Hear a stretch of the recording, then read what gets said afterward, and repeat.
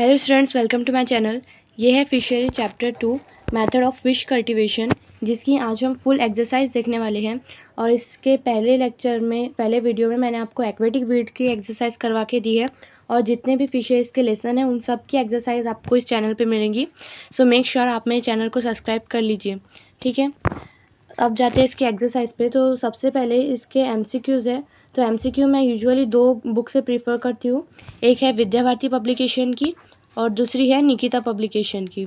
और बाकी के जितने भी वन सेंटेंस है, गिव रीज़न है, ये सब मैं विद्या भारती पब्लिकेशन की बुक से ही लेती हूँ, ताकि आपको एक्सरसाइज से ही ज़्यादा से ज़्यादा कंटेंट मिल सके, ठीक है। सबसे पहले हम लोग एमसीक्यू देखेंगे। एमसीक्यू पहला है, pen culture is commonly practised in. Pen culture कहाँ पे सबसे ज़्यादा प्रैक्टिस होता है या फिर सबसे ज़्यादा किया जाता है? तो इसका आंसर है स्कॉटलैंड। जितने भी इसके आंसर है, जितने भी ऑप्शन दिए हुए हैं, बस मैं आपको उसके आंसर टिक करवा के दूंगी, ठीक है। उसके बाद का MCQ has self purification capacity. तो सेल्फ प्योरीफिकेशन कैपेसिटी ना अर्थ फिल्ड रेसवे में होती है, ठीक है। उसके बाद है डेवलप्ड रीसर्कुलेटिंग वाटर सिस्टम। किसने रीसर्कुलेटिंग वाटर सिस्टम डेवलप किया था? सो आईमोटो कावा ने जापान के अंदर रीसर्कुलेटिंग वाटर सिस्टम को डेवलप किया था। उसके बाद का एमसीक्यू है traditional method of fish cultivation. कौन सा मेथड जो है फिश कल्टीवेशन का, फिश कल्चर का ट्रेडिशनल मेथड कहलाया जाता है? सो पॉन्ड कल्चर, क्योंकि पॉन्ड कल्चर जो है वो जितने भी वर्ल्ड में फार्मर्स थे उनके ज़रिए अडॉप्ट किया गया था। वो लोग पॉन्ड कल्चर के ज़रिए ही फिशेस को कल्टिवेट करते थे, ठीक है। उसके बाद है for composite culture fish should have blank are suitable. तो इसका आंसर है कॉम्प्लीमेंट्री फीडिंग हैबिट, ठीक है। उसके बाद है question number 6, for composite culture fish should be. तो इसका आंसर है फीड ऑन फ्रेश प्लांट, ठीक है। अभी हम देखेंगे निकिता पब्लिकेशन के एमसीक्यू। इसमें दिया हुआ है cage culture is a traditional method of fish cultivation in. Cage culture कहाँ का जो ट्रेडिशनल मेथड है? तो इसका आंसर है कॉम्बोडिया। यहाँ का जो कंट्री है, यहाँ का जो केज कल्चर है वो एक ट्रेडिशनल मेथड कहलाया जाता है, ठीक है। उसके बाद दूसरा एमसीक्यू है commercial carp culture in a recirculating water system is common in. तो इसका आंसर है जापान, ओके। उसके बाद है raceway has a self purification capacity. अभी हमने पिछले एमसीक्यू में देखा और यहाँ पे भी सेम एमसीक्यू है, तो इसका आंसर है अर्थ फिल्ड रेसवे, ठीक है। उसके बाद है in Japan cage are used for the culture of fish. तो इसका आंसर है येलो टेल। येलो टेल को कल्चर करने के लिए केजेस यूज़ किए जाते हैं जापान में। उसके बाद है breakage in a pen and cage are detected by putting the definite number of. और इसका जो ब्लैंक है इसका आंसर है क्लेरियस। क्लेरियस एक फिश है, उसके साथ जो ये पेंगेसियस एक फिश है, इन दोनों को रखकर वहाँ पे वो जो ब्रेकेज है या फिर कोई भी डैमेज है वो डिटेक्ट किया जाता है पेन या केज के अंदर, ठीक है। अब आते हैं हम लोग हमारे वन सेंटेंस के क्वेश्चंस पर, जो कि विद्या भारती पब्लिकेशन से लिए हुए, ठीक है। तो सबसे पहला जो क्वेश्चन है वो है why uniformity is not found in a fish cultivation method adopted in a world. क्यों जो है वो फिश कल्चर में, फिश कल्टिवेशन में यूनिफॉर्मिटी नहीं देखने को मिलती है? क्योंकि हर जगह पर जो अवेबिलिटी ऑफ वाटर सोर्स रहता है और क्लाइमेटिक कंडीशन रहते हैं वो डिफरेंट रहते हैं। हर जगह का अलग रहता है, अलग अलग रहता है। कहीं कम पानी होगा, कहीं ज़्यादा पानी होगा, कहीं का क्लाइमेट चेंज होता है, मतलब कहीं का नहीं होता है। ऐसे अलग अलग टाइप का क्लाइमेट और वाटर के ऊपर फिश कल्टिवेशन डिपेंड होता है। फिर है क्वेश्चन नंबर 2। क्वेश्चन नंबर 2 में क्या कहता है, which is the traditional method of fish cultivation. Fish cultivation की ट्रेडिशनल मेथड कौन सी है? तो हमने अभी देखा पॉन्ड कल्चर जो है वो ट्रेडिशनल मेथड है फिश कल्टिवेशन की, ठीक है। Question number 3, why aeration is required in a concrete raceway. Concrete raceway के अंदर एयरेशन क्यों रिक्वायर्ड होता है?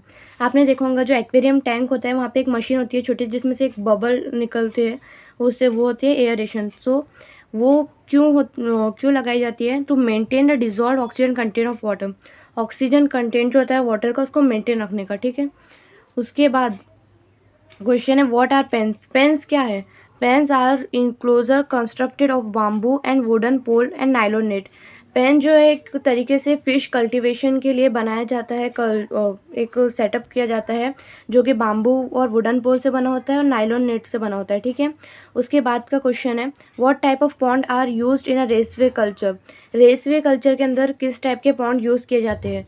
सो long narrow linearly arranged pond are used in a raceway culture.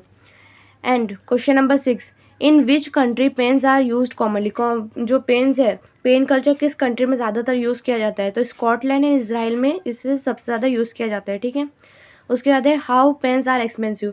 अब जो पेन है ये कंस्ट्रक्ट करने में कैसे एक्सपेंसिव है, क्यों? The expenditure required to build a pen is equal to the cost of 1 pound. मतलब 1 पाउंड कंस्ट्रक्ट करने के लिए जितना एक्सपेंडिचर, जितना पैसा आपको लगता है, उतना ही पैसा आपको एक पेन जो है कंस्ट्रक्ट करने में लगता है। इस वजह से पेन्स जो होते हैं वो एक्सपेंसिव होते हैं। अभी है question number 8, in which state of India cage culture is adopted.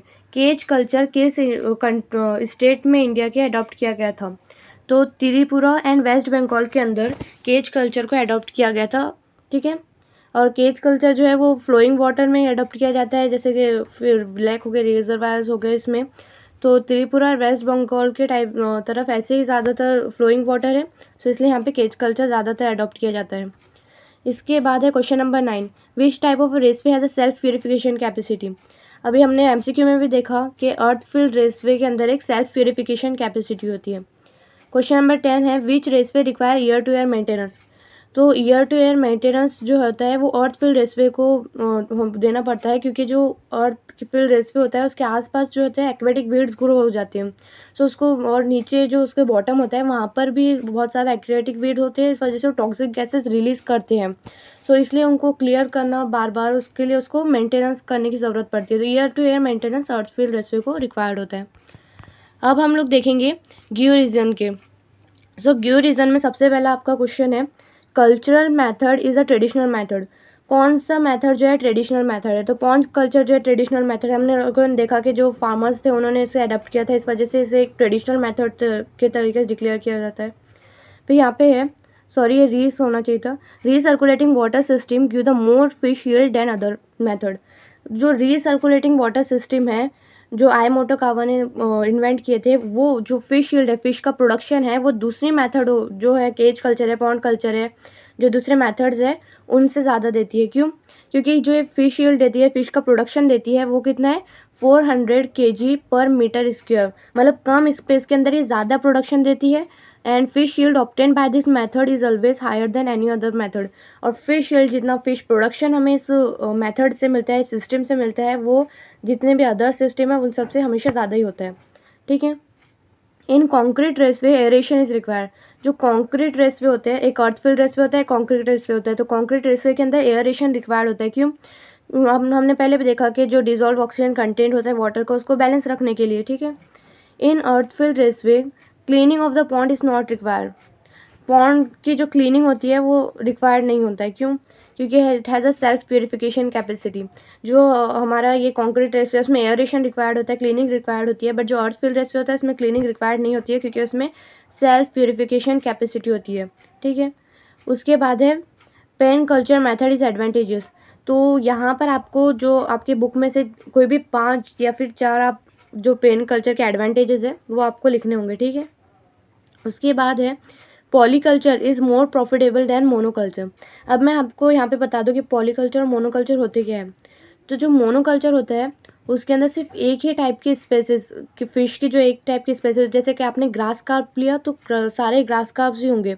और अगर पॉलीकल्चर की बात करें तो पॉलीकल्चर के अंदर आप ग्रास कार्प के साथ कॉमन कार्प लोगे, कॉमन कार्प के साथ तो आप दूसरे जो सिल्वर कार्प होती है वो भी लोगे। मतलब ऐसे 2-3 टाइप की फिश जिनकी फीडिंग हैबिट डिफरेंट होती है, ऐसे टाइप के फिशेस को आप उसमें कल्चर करोगे। ठीक है, सो इसमें क्या होता है कि जो मोनोकल्चर होता है इसका प्रोडक्शन आपको कम देखने को मिलता है, बट जो अपना पॉलीकल्चर होता है इसके अंदर जो प्रोडक्शन होता है फिशेस का वो ज़्यादा होता है, क्योंकि जो फिशेस होती है उनकी डिफरेंट फीडिंग हैबिट होती है, और डिफरेंट फीडिंग हैबिट होने की वजह से ये लोग को कम आर्टिफिशियल फूड प्रोवाइड करना होता है, क्योंकि कोई जू प्लैंटन पे फीड कर रहा होता है तो कोई फाइटो प्लैंटन पे फीड कर रहा होता है।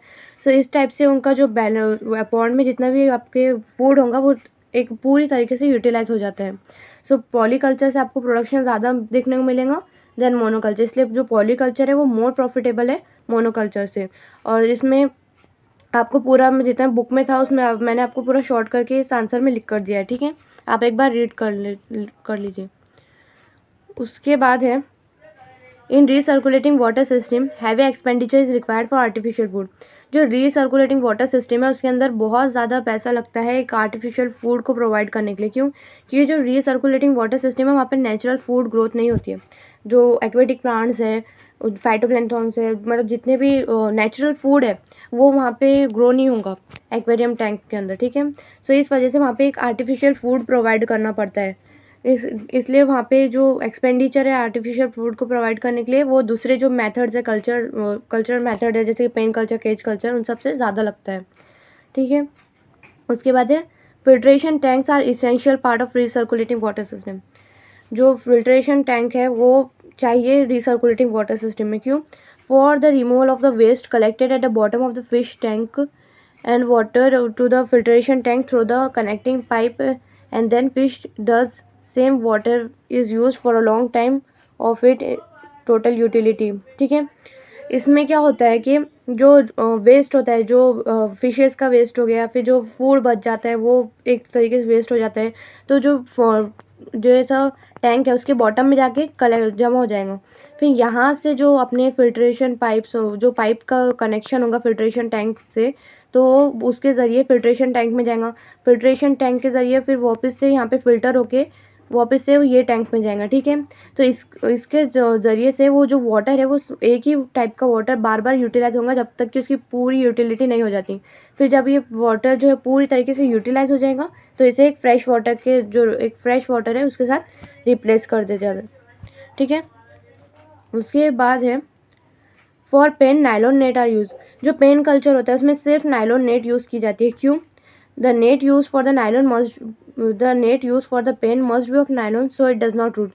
तो जो पेन कल्चर होता है वो उसको एक स्ट्रॉम्स होते हैं, वेव्स होती है उसकी रिवर की, उससे बचाने के लिए जो नायलॉन की नेट होती है वो थोड़ी मजबूत होती है, तो वो फटे ना, इस वजह से उसकी नायलॉन नेट यूज़ की जाती है। उसके बाद है pen culture reduce the natural productivity of the water body. जो पेन कल्चर होते हैं वो जो वाटर बॉडी है उसकी नेचुरल प्रोडक्टिविटी को कम कर रहे हैं। क्यों? क्योंकि जो बहुत सारी फिशेज होती है, एक्वेटिक एनिमल्स होते हैं, उनको वहाँ पे जो जगह पेन कल्चर ने ऑक्यूपाई की है वाटर बॉडी के अंदर, सो वहाँ पे उनको ब्रीड करना होता है, उन्हें एक लाए करने होते हैं, उनका प्रोडक्शन बढ़ाना होता है। बट क्या होता है कि ये पेन कल्चर की वजह से वो जो फिशेज है, वो एक्वेटिक एनिमल्स है, उनको वो जगह नहीं मिल पाती है।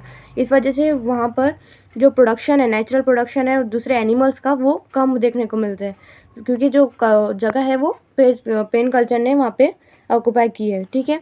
इस वजह से जो नेचुरल प्रोडक्टिविटी होती है वाटर बॉडी की वो रिड्यूस हो जाती है पेन कल्चर की वजह से, ठीक है।